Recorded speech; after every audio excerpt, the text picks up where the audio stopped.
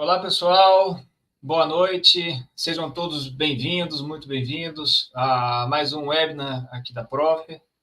Hoje aqui temos mais um tema muito especial, um convidado também que vai dar uma aula aqui para todos nós, tá? Bom, já vou chamar ele daqui a pouquinho. Antes de chamar ele aqui para entrar, até para passar aqui um segundinho, são aqui agora no ao vivo, né? São 7h03, então dá mais alguns minutinhos para a turma ir entrando. Tá? Então, quem está aí, quem já entrou, convida o pessoal aí da empresa, o pessoal da firma, né, para ir entrando, mandar o link aí para os colegas, ainda dá tempo, tá? E aí, dando alguns avisos, quem aqui está participando pela primeira vez, seja bem-vindo, tá? E caso goste aqui desse conteúdo, queira conhecer outros conteúdos da Profer, a gente tem outras conversas como essas, outros papos como esse lá no nosso canal do YouTube. Você também pode encontrar mais artigos, mais materiais super interessantes no nosso site, no nosso blog. Tá? Então, quem ainda também não nos segue, né, pode passar a seguir a gente aí no YouTube, aquelas coisas todas, né? Curtir aí o canal, curtir o vídeo aqui, tá? Mandar para os amigos, seguir a gente no Instagram também, onde a gente também publica bastante coisa aí do que sai aí de conteúdo, a gente coloca lá, tá? LinkedIn também. Tá bom, pessoal? Então, sem muitas delongas aqui, eu queria convidar aqui o nosso convidado, Ageu, por favor, puder entrar aí, Ageu Barros. Tudo bem, Ageu? Está com o microfone aí desligado, pode ligar, por favor. Aí, o microfone tá ruim?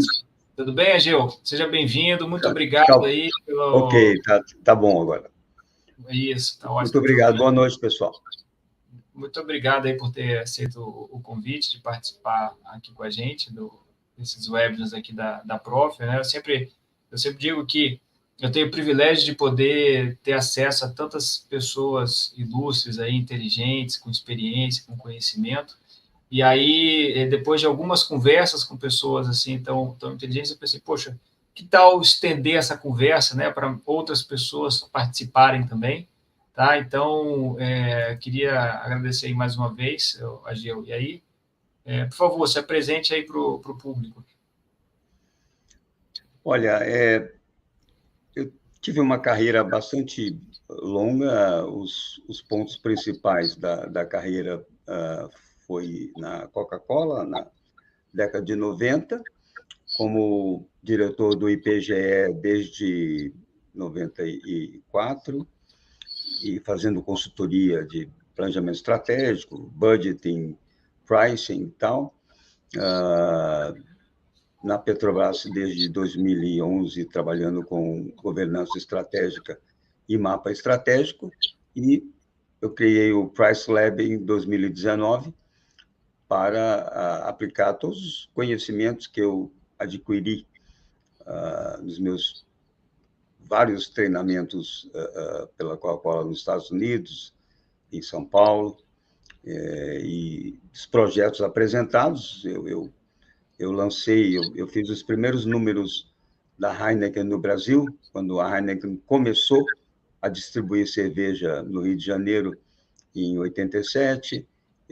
Eu fiz o lançamento da Água Cristal, todo o projeto da Água Cristal, e a Coca 600 também foi um projeto de pricing meu.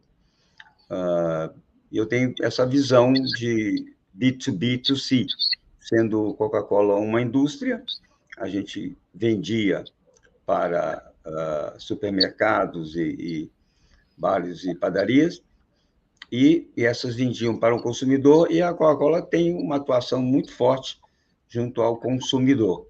Então, essa cadeia de valor é uma coisa muito fascinante, muito interessante.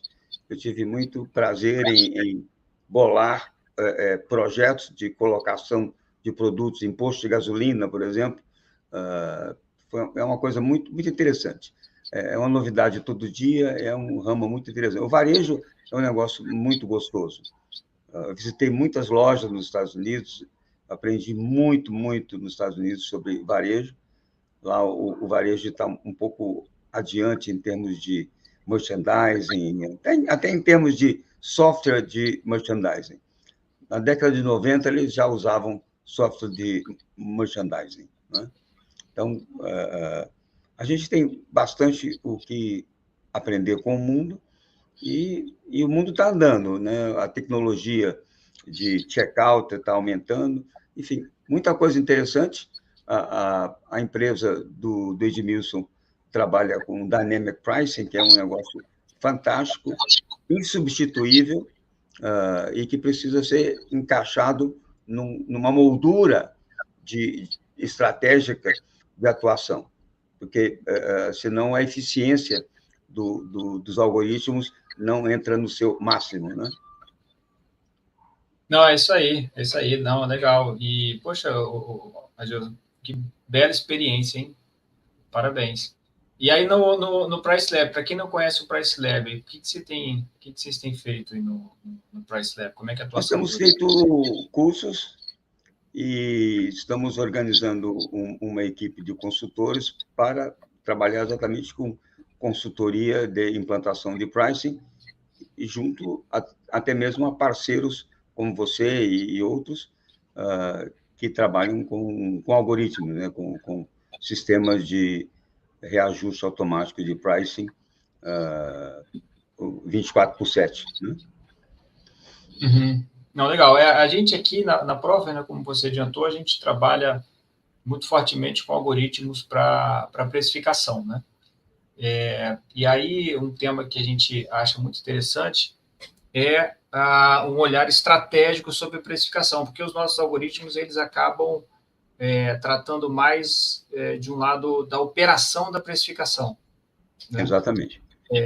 Ou seja, a empresa tem uma estratégia e aí ela tem uma dificuldade muitas vezes que é colocar a estratégia em prática, né? De operacionalizar isso, né?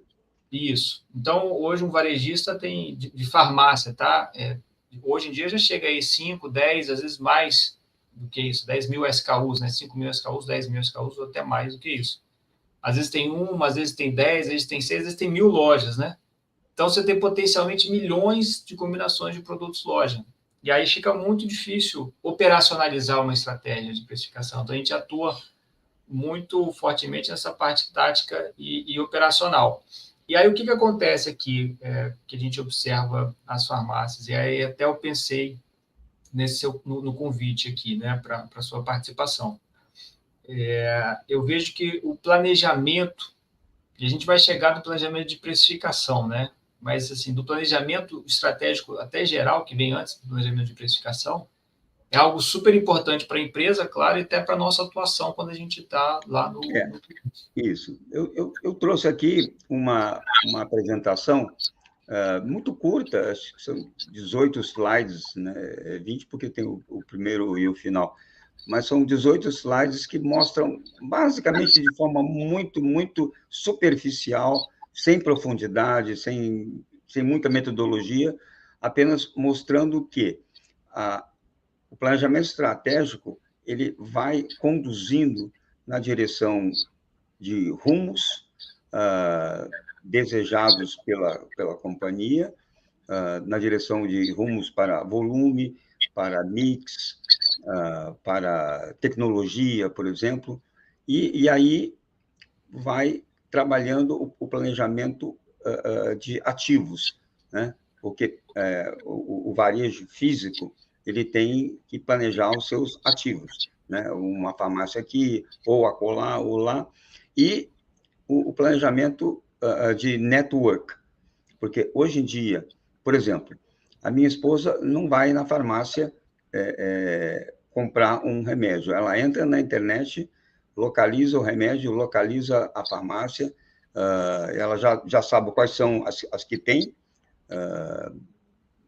perto de casa ou não tão perto, localiza o melhor preço e acha a localização mais próxima da nossa casa e vai lá pegar, paga no online, né? E já vai pegar embalado 1 hora depois, 2 horas depois. Então, essa diversificação de canais, chamado de omnichannel, é o futuro que já é presente, na realidade já é presente, mas vai mais vai ficar isso mais forte. Então, e a questão de pricing online e pricing de balcão e a questão de pricing de categoria, eu acho que são oportunidades interessantes de estratégia para qualquer ponto de venda, e, no caso, estamos falando de farmácias. Então, a gente tem bastante alternativa. Agora, é preciso ter as informações. Então, o trabalho da tua empresa de juntar os dados, organizar os dados e acessar os dados é fundamental. Eles estão lá, os SKUs estão listados. Então, para você aplicar qualquer tática ou mesmo um esboço estratégico de pegar um membro da categoria, por exemplo, ou mesmo de uma aplicação de remédio, né? Uma linha de remédio. Escolher um para precificar para baixo e escolher outros 3 para precificar para cima e outros para ficar na média, essa ideia de estratégia de preço, né? Somente é possível quando você tem algoritmos para tornar isso automático, porque é impossível fazer isso via ser humano, né? Então, os nossos negócios, Ed, eles se combinam muito bem, porque eu sei pensar o lado estratégico, sei pensar a lógica de merchandising, a lógica de pricing, e aí você tem as máquinas e os algoritmos para tornar isso possível. As pessoas só precisam entender o que estão fazendo. E quando você tem decisões grandes a tomar, de pontos de venda, por exemplo, a empresa quer criar um novo ponto de venda na mesma cidade ou em outra cidade, isso aí é realmente um estudo muito interessante e que tem que levar em consideração um monte de coisa, inclusive o próprio mix daquele novo ponto de venda, né?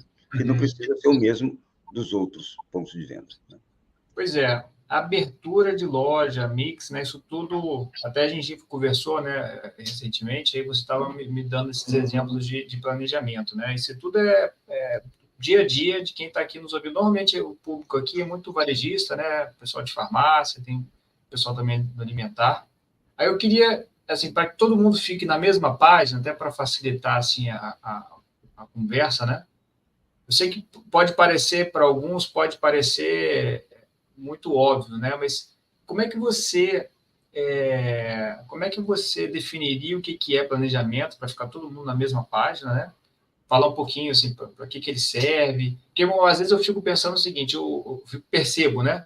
Alguns varejistas, ou então não só varejista, mas donos aí de pequenas empresas acham que o planejamento não é muito para ele, né? Acha que o planejamento é uma coisa mais de empresa grande, né? Você consegue trazer aqui para esse mundo real desse varejista? Eu tenho alguns slides, mas eu vou falar 2 palavras antes. Existe no Brasil uma visão de planejamento que é a dos anos 70. Grudou aqui, ficou aqui, que é um planejamento mais estático, determinístico. De lá para cá, o ato de planejar se tornou uma coisa extremamente flexível, probabilística, lida com probabilidades, né? Então, eu examino o mercado, por exemplo, para expansão do meu negócio. Aí eu tenho que determinar se eu quero expandir apenas volume, né? E se eu vou fazer isso de forma de território ou de forma de mix. Repetindo, eu posso querer expandir o meu volume de vendas territorialmente ou mixmente, né? Esse é uma estratégia. Acontece o seguinte, qualquer número que eu colocar, qualquer ideia que eu tiver, eu preciso fazer a modelagem dessa ideia.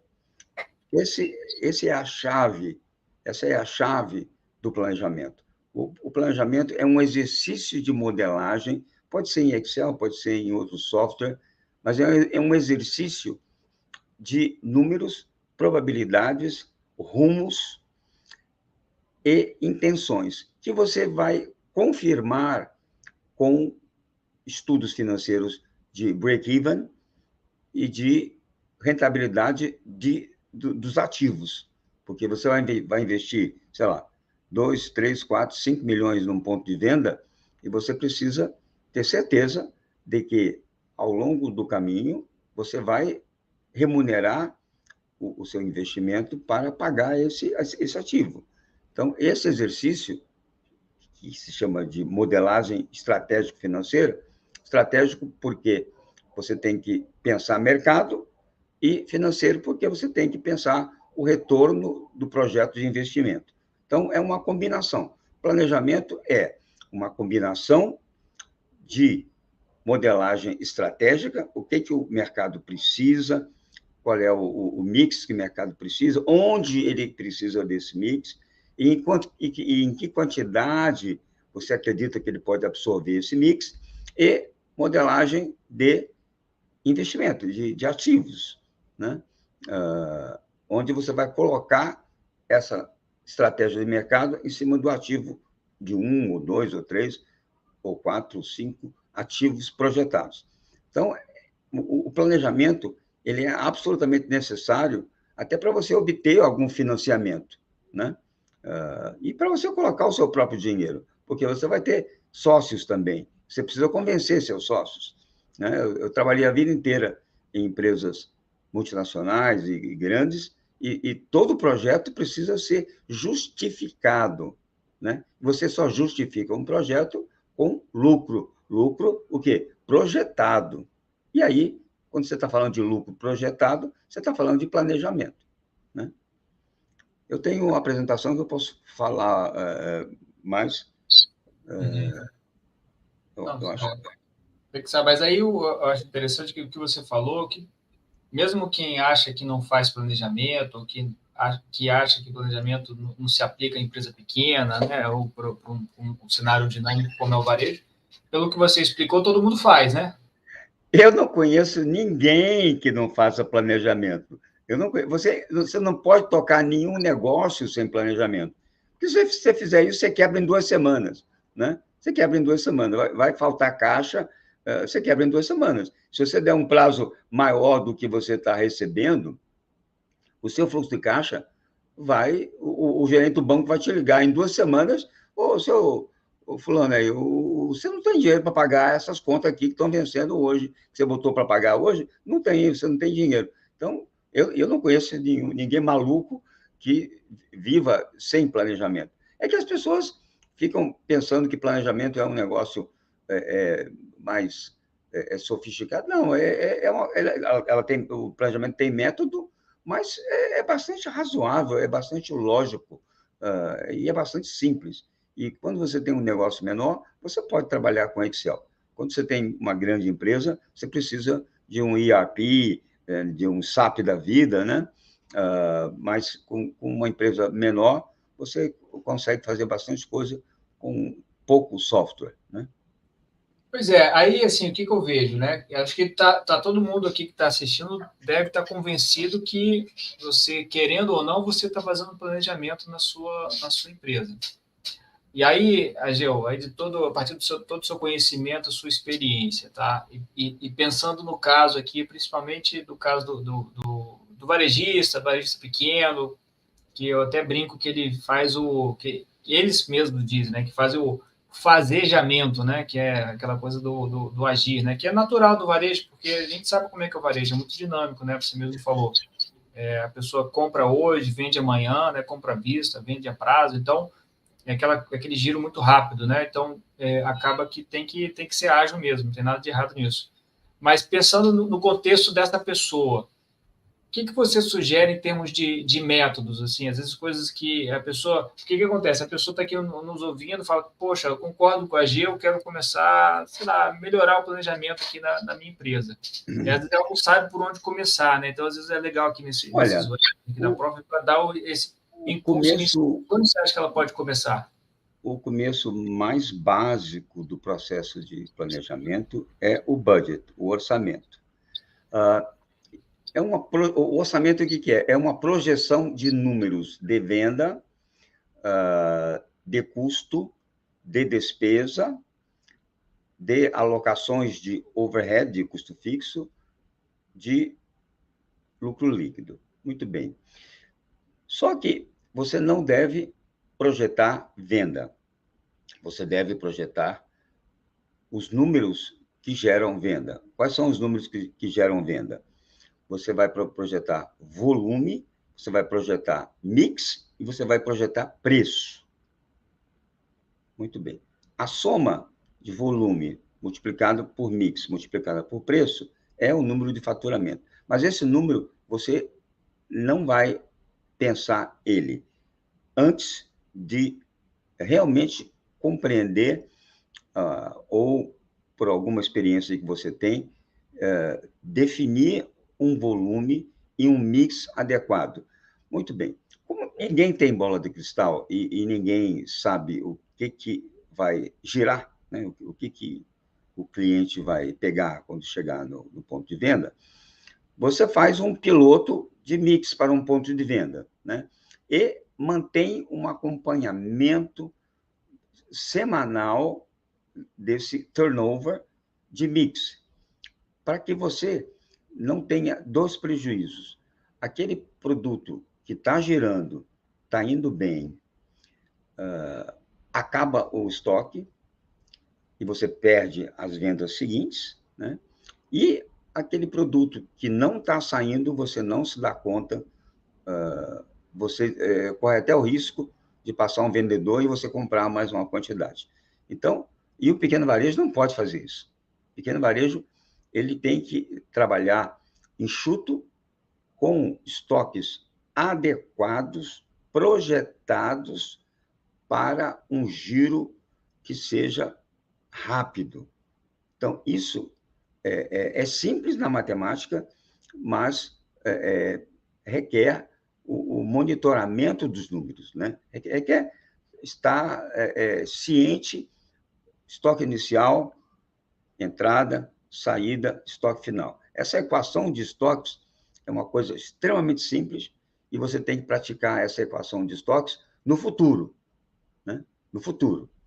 Estoque inicial do mês que vem, para cada item, para cada categoria, entradas que você precisa fazer para ter o estoque, né? Compras, né? Entradas são compras. E saídas que você projeta, e aí você vê de onde você tirou essa ideia da saída. Você tem um histórico? Ah, beleza, você tem um histórico. Você vai fazer uma ação de merchandising a mais? Ah, então essa saída você pode imaginar, né? Há uma probabilidade de que ela saia mais. Então, o básico de planejamento, que todo mundo pode fazer e todo mundo deve fazer, é o orçamento de venda, que é volume, mix e preço e giro projetado para os próximos 2, 3 meses. Não precisa mais sobre isso, né? É isso.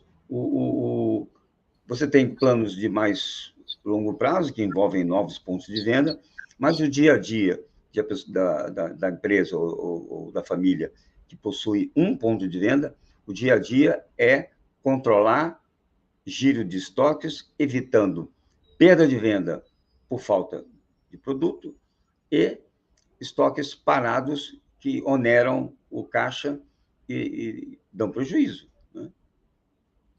E, bom, hoje, antes de embarcar aí nos alguns pontos interessantes, eu queria convidar a turma aí que tá assistindo para mandar pergunta. Eu estou acompanhando aqui, o Daniel tá contribuindo bastante. Valeu aí, Daniel Ferreira. Você consegue ver aí também, né, Gil, na nossa telinha aqui, você consegue na lateral, e se você quiser puxar depois algum comentário aí do Daniel, ele tá contribuindo aí com a sua fala.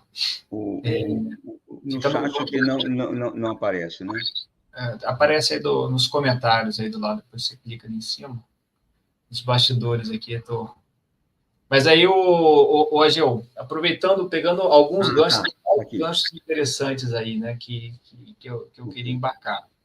mas eu queria só estressar um pouquinho mais esse ponto, né, que você está trazendo do planejamento, porque aqui, olhando principalmente para o setor de farmácias, eu tive aí na Abrafarma na semana passada, e é muito interessante ver o avanço que as grandes redes, né, estão tendo aqui no país.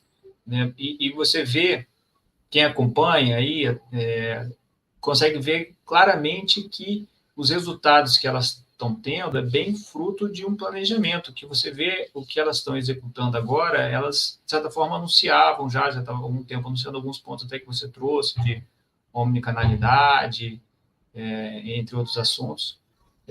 Então, o que eu queria perguntar aqui para você, para você trazer aqui para o pessoal, mas qual é o risco de você não fazer esse papel do planejamento, ou seja, ir seguindo, ir trabalhando aquela coisa, né, do dia a dia, ir seguindo o que o seu vizinho está fazendo, e não pensar exatamente no que você está fazendo, qual as suas forças, as suas fraquezas.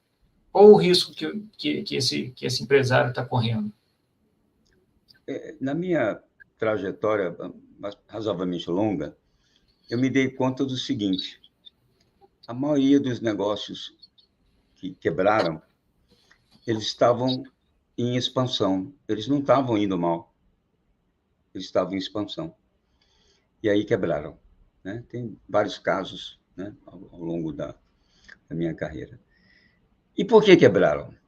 Porque tocar um negócio ongoing, no dia a dia, é uma coisa. Quando você vai expandir territorialmente ou até tecnologicamente, criando novos pontos de fabricação, pontos de venda, quando você vai expandir, se você não tiver um planejamento bem organizado, né, do retorno do dinheiro em tempo hábil, você corre o risco de sobreestimar a demanda e subestimar os custos e o montante do investimento. É normal, porque você não faz isso. O fator risco é um fator muito, muito curioso, né?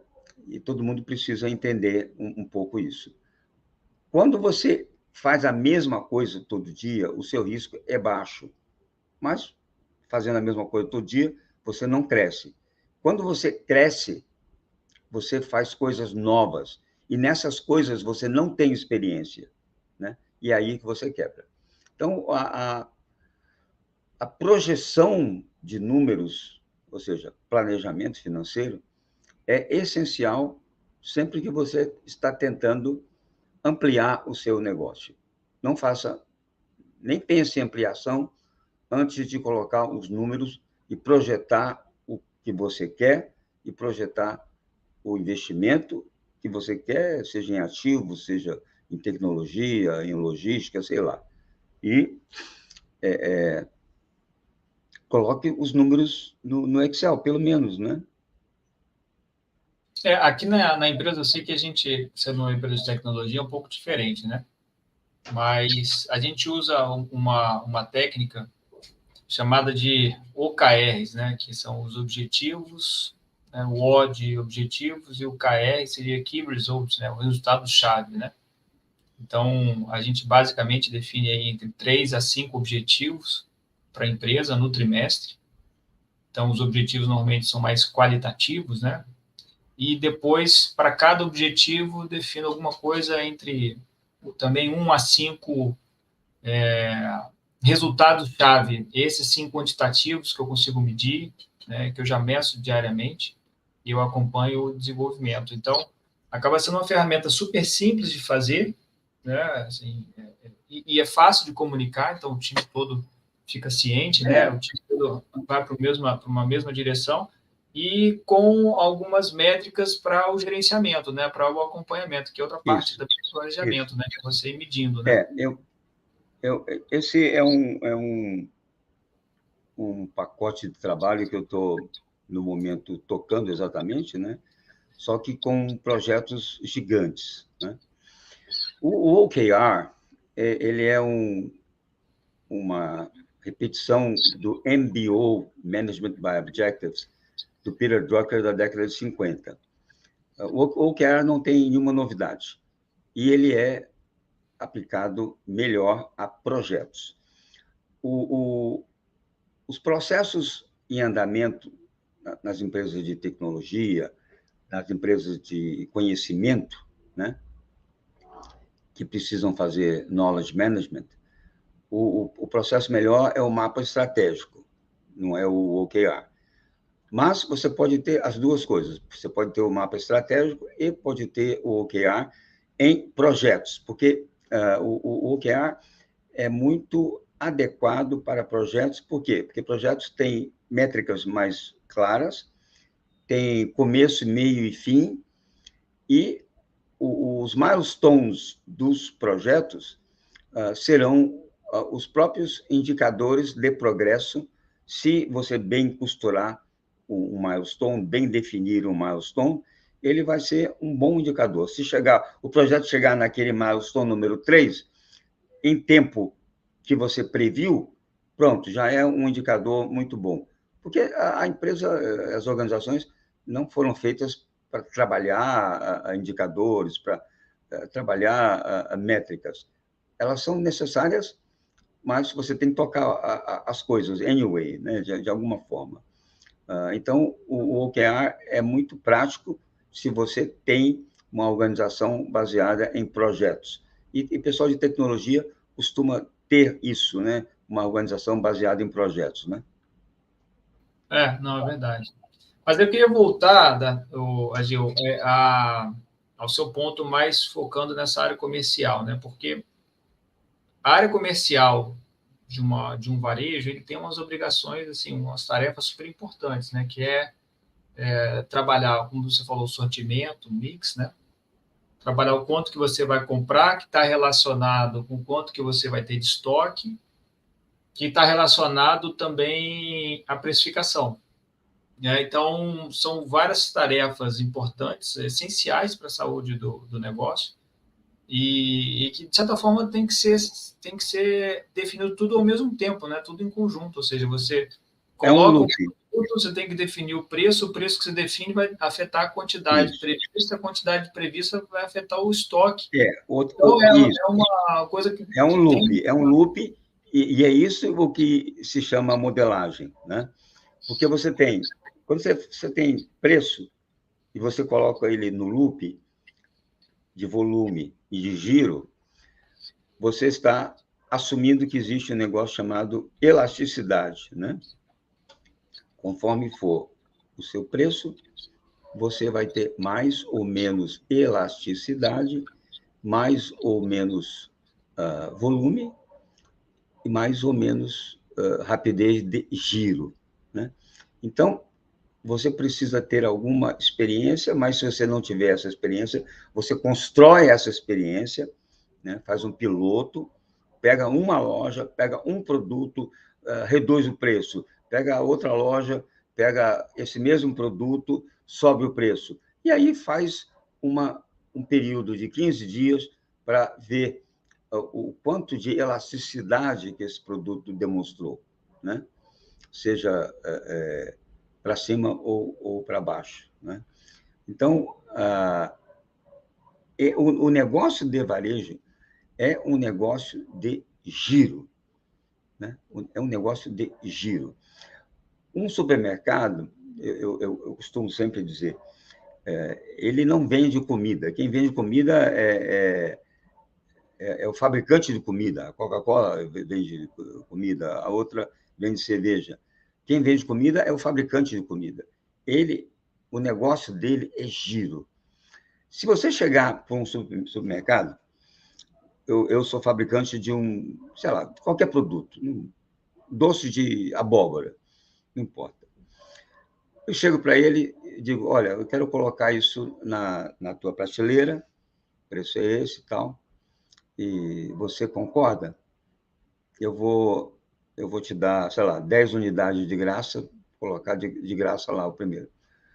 Aí ele vai te dizer o seguinte, você coloca de graça aí, não 10, coloca 20 de graça, né, na minha prateleira ali. Agora, se em uma semana não girar, eu vou te chamar para tirar o produto. Se você não vier, eu jogo fora, porque esse não é o meu negócio. O meu negócio não é vender o teu produto ou qualquer outro produto. É usar a minha prateleira para... Se o seu produto ficar parado na minha prateleira, eu estou perdendo dinheiro. Estou perdendo dinheiro. E não adianta, depois de uma semana, eu vender uma lata da sua goiabada ou coisa parecida. Não adianta. A margem é boa, mas eu vou vender uma lata por semana. Não interessa. Ela vai ficar 7 dias, né? 6 dias e 23 horas ocupando o espaço lá, e 1 hora, e no último dia, ela vai vender. Isso não quero. Eu quero ela girando, com margem talvez menor, mas com giro elevado. Então, o supermercado vive de giro, né? Que é o uso da prateleira de forma dinâmica. É isso que ele quer. E aí, Ageu, sabe o que eu vejo? Que às vezes eu fico... eu que assim, acabo pesquisando algumas metodologias de precificação, que normalmente a precificação ela deve estar atrelada com essas outras decisões de sortimento, de estoque, tá, como a gente estava conversando. Mas uma coisa que eu vejo, que é muito comum até no processo de planejamento, inclusive para precificação, mas para o planejamento da empresa como um todo, é o seguinte: a empresa pega e faz a conta da seguinte forma: ó, eu tenho aqui os meus custos estimados, e aí, para eu cobrir esses meus custos e ter uma lucratividade, eu preciso ter uma determinada, aplicar uma determinada margem, um determinado markup nos meus produtos. Então, ela tem um nível de markup ali a ser aplicado. Mas qual é o potencial problema disso, dentro até do exemplo que você deu agora? Se, por um acaso, o markup que eu calculo, que eu descubro, é um markup eventualmente maior do que eu estou praticando, o que pode acontecer? Eu vou gerar um aumento de preço dos meus produtos. Tá? Estou falando aqui um exemplo linear. Tá? É claro que tem uma diferença para cada categoria e por aí vai. Mas dando um exemplo aqui só para facilitar. Então, eu vou aumentar o preço dos meus produtos. O que vai acontecer, em média, quando eu aumento o preço dos meus produtos? Eu vou reduzir a quantidade vendida. Tá? Se eu reduzir a quantidade vendida, aquela conta que eu tinha feito antes, né, que eu considerava um preço e uma mesma determinada quantidade. E aí eu chegar naquela lucratividade. Só que se eu aumentei meu preço, minha quantidade vai cair, eu não vou atingir aquela receita que eu estava projetando. Então, existe a metodologia da precificação pelo valor, tenho certeza que você conhece bem, que ela, de certa forma, ela olha diferente. Ela olha no sentido do preço que você tem que começar entendendo essa sensibilidade a preço que cada produto e que cada categoria vai ter, e com base nisso você vai precificar de acordo com a capacidade que você vai ter de vender esse produto. Porque senão você vai cair nesse ovo e galinha aí, né? Você não consegue saber o quanto que você precisa de margem. Quando você define uma margem, você pode afetar a quantidade vendida. E você nunca vai atingir aquela receita que você estava projetando. Como é que você vê esse dilema aí do varejista? São duas coisas diferentes. Preço é valor traduzido em moeda. Então, todo mundo que entra na sua loja e sai com um produto, ele enxergou valor. Todo mundo.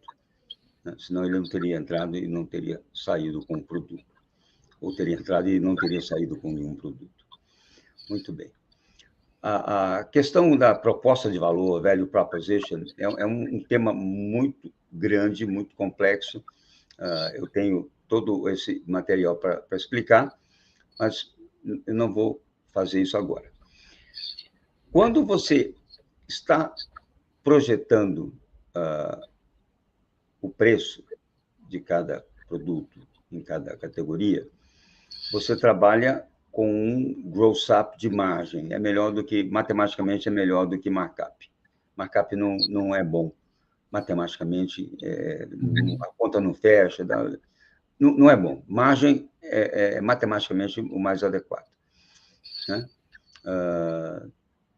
Você tem um custo, você divide ele por 1 menos a margem desejada, e aí você tem o preço. Se a margem é 30, multiplica, divide o custo por 0,7, aí você tem o gross up que vai levar o preço.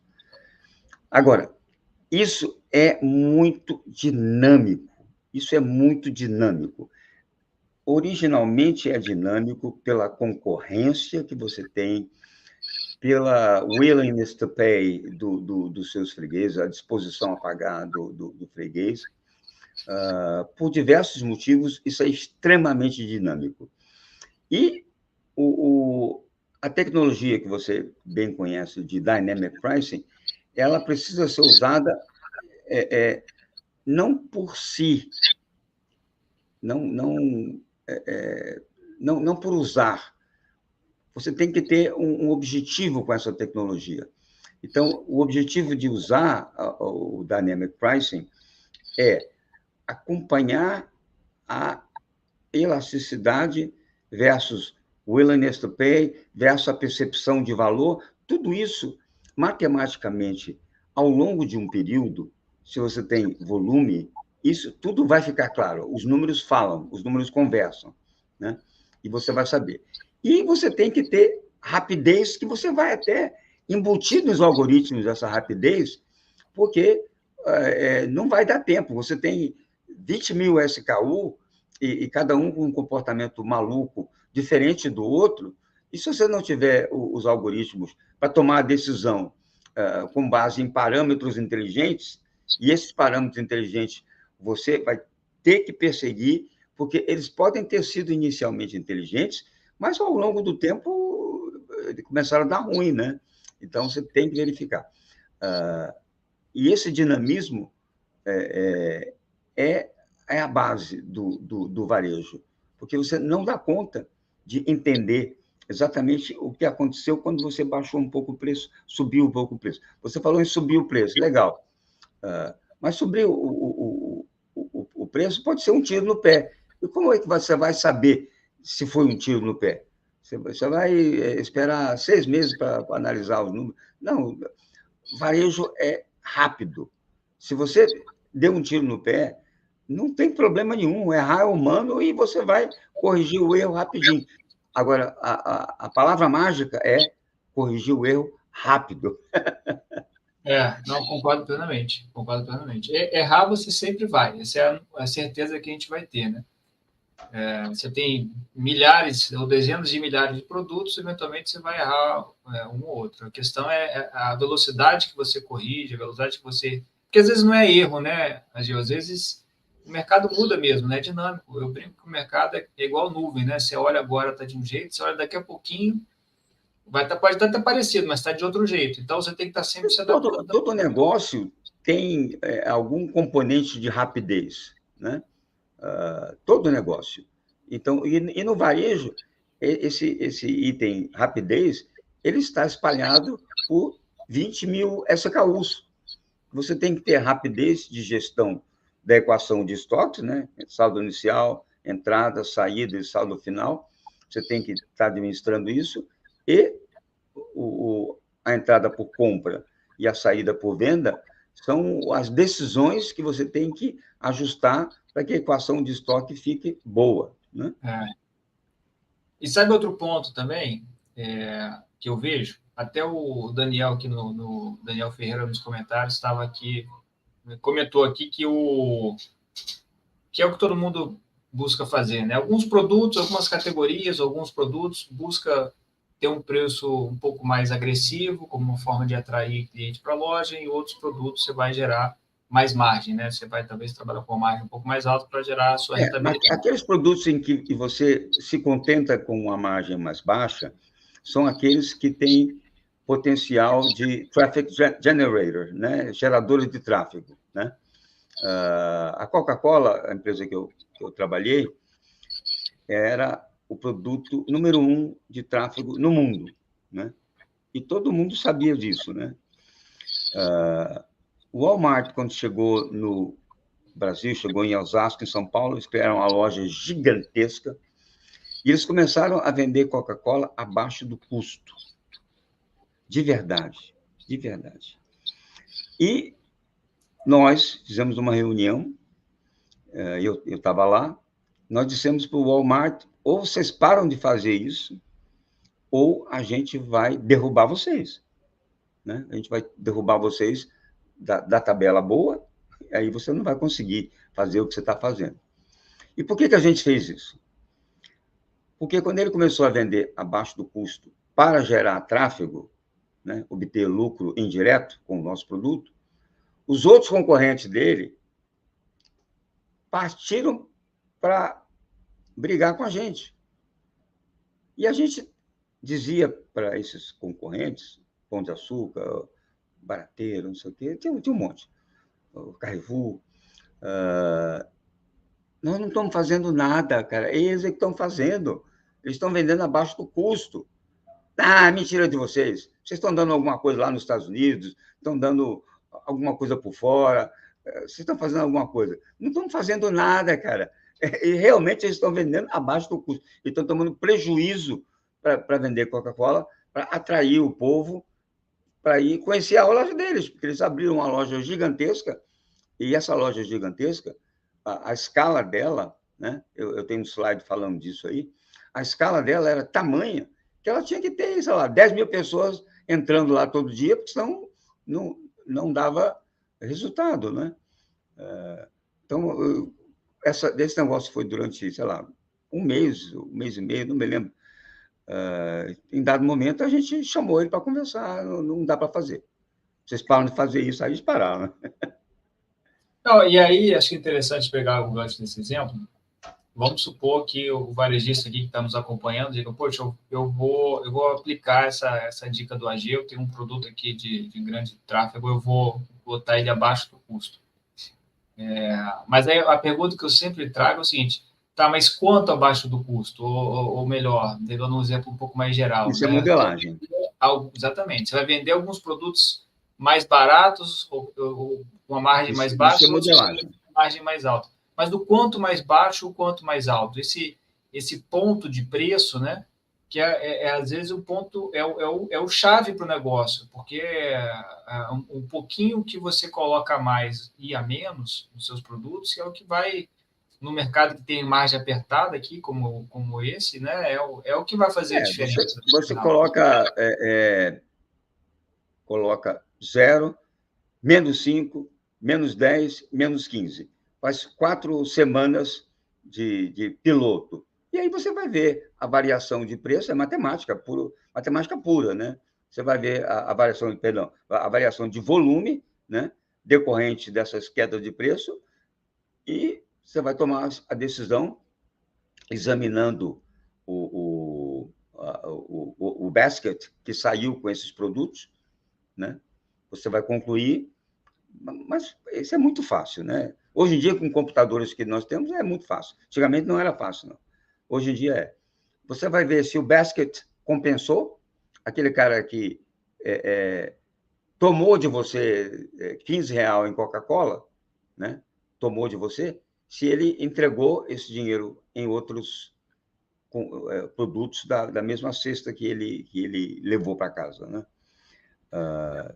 Esse é um cálculo fácil que você pode fazer. Então, você começa com 0, margem menos 5, menos 10. Pronto, três níveis de queda de preço e você roda os números e vai descobrir se está dando certo ou não. Olha, esse ponto, eu gosto muito de falar desse assunto porque foi o tema até do meu doutorado em economia, que são esses modelos microeconômicos, né, esses modelos de demanda, como a gente chama na economia, que é calcular a elasticidade. Não exatamente calcular a elasticidade, mas vamos falar que é como se fosse o cálculo da elasticidade.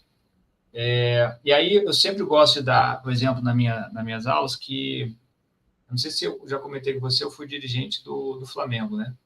E aí, lá quando a gente ia precificar o preço do ingresso, o que a gente olhava, né? Poxa, esse jogo vai ter uma demanda muito grande ou não, né? Se tivesse uma demanda muito grande, aumentava um pouco, ou aumentava muito, né? Mas aumentava o preço. Então, se você pegar os dados dentro do jogo do Flamengo, tá? E você fizer um cálculo desse de elasticidade, ou seja, intuitivamente aqui, sem precisar fazer a conta, mas você vai descobrir o quê? O que os dados vão te mostrar? Aí você pode usar machine learning, você pode usar o algoritmo que você quiser. Ele vai te mostrar que quanto maior o preço do ingresso, maior o público presente no jogo. Tá? Você vai encontrar essa correlação positiva.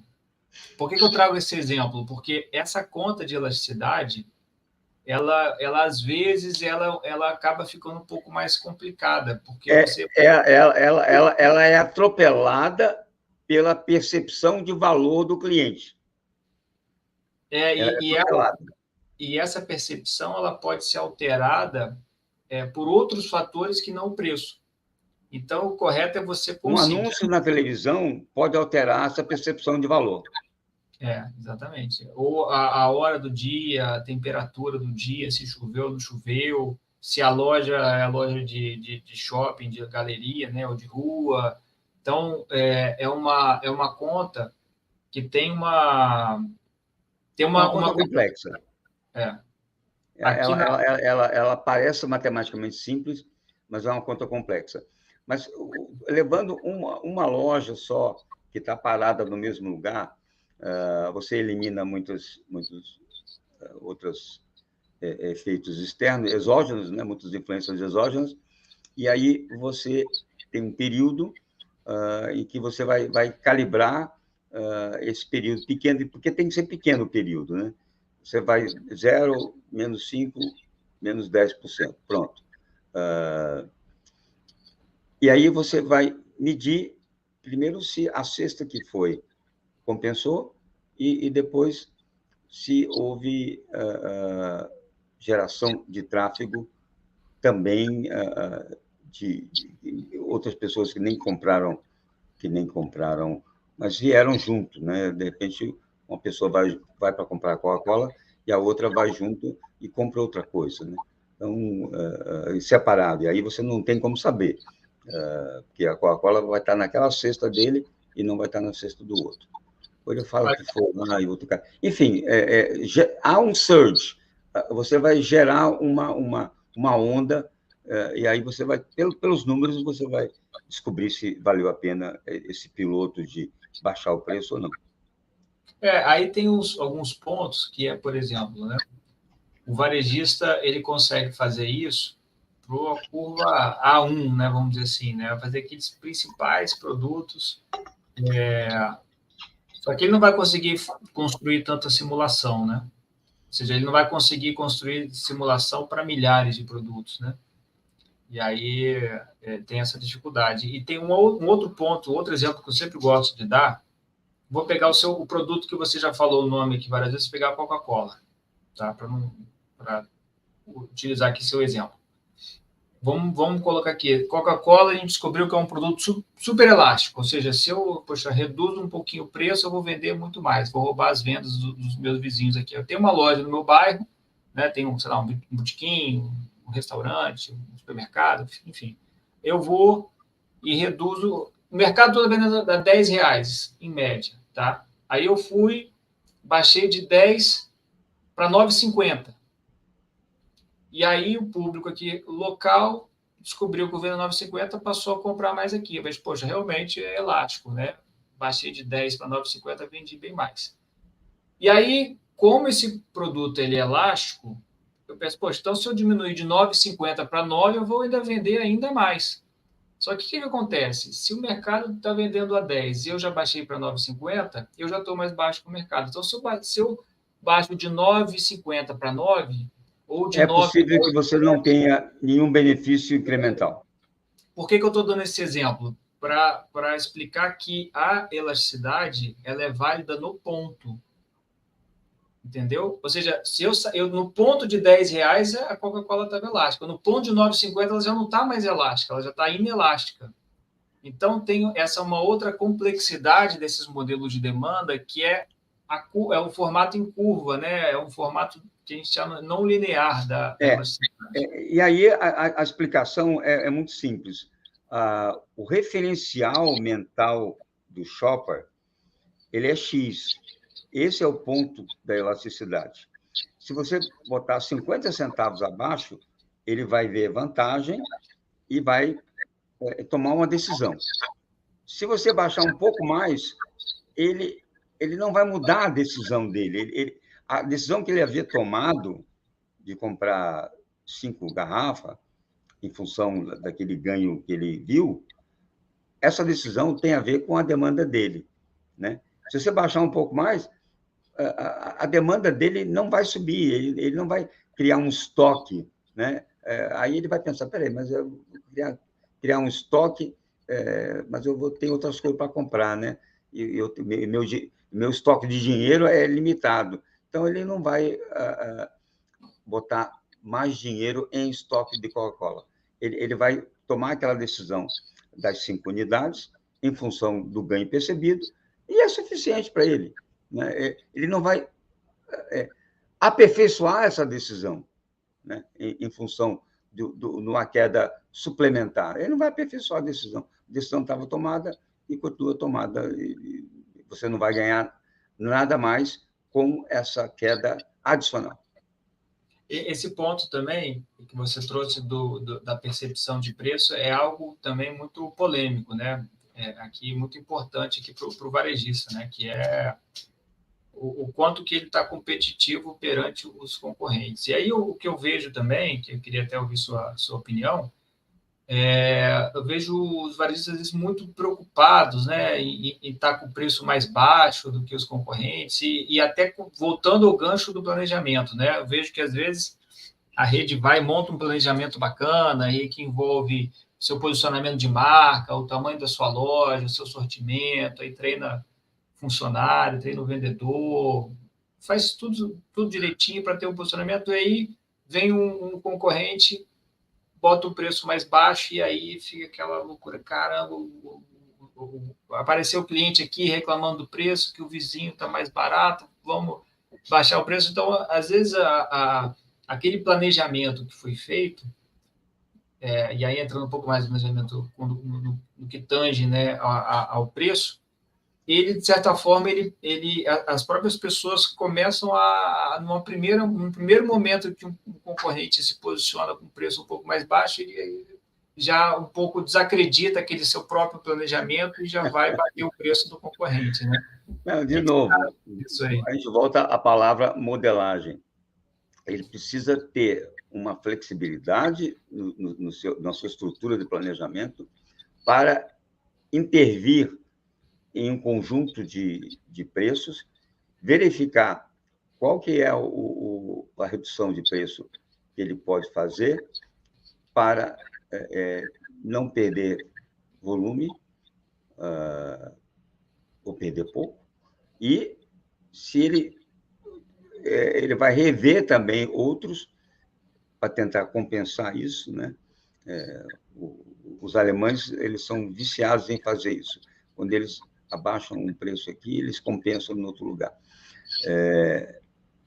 Há uma cultura disso. Então, mas se você tiver os números e você tiver uma prática de modelagem, você faz essa intervenção rapidinho, abaixa esse preço rapidinho e recupera esse impacto e, de repente, até ganha mais dinheiro. Você tem que ser flexível e tem que ser rápido. Você tem que ter dynamic pricing embutido e reports e alguém com decisão rápida para mudar o cenário. É isso aí. Então, para isso, tem que ter dado, né? Não tem jeito, tem que ter dado e dado sendo produzido com velocidade, dado sendo processado com velocidade. Processado, analisado com velocidade e decidido com velocidade. Exatamente. Eu vejo muita empresa morrendo afogada no oceano de dados, né? Mas acaba não conseguindo usar, então o dado acaba perdendo a utilidade. Perdendo utilidade, porque de uma semana para outra, no varejo, muita coisa muda. O relatório da semana passada, hoje, já está velho. Né? Isso. Daisy, tudo bem, Daisy? Boa noite. Eu trouxe um comentário sobre as equações matemáticas com variáveis não tangíveis. É legal. Pessoal, quem tiver mais pergunta aí, tá, pessoal? Pergunta, comentário também, tá? Manda aí, por favor. E ver se dá tempo ainda. A gente, na verdade, a gente já cumpriu aqui 1 hora de conversa. Eu te falei que ia passar voando, né? A gente até combinou aqui algumas perguntas que eu queria te fazer, mas acabou que nem eu não fiz a minha apresentação. Você não mostrou seus slides, né? Pois é, passa rápido aqui, 1 hora é muito pouco tempo.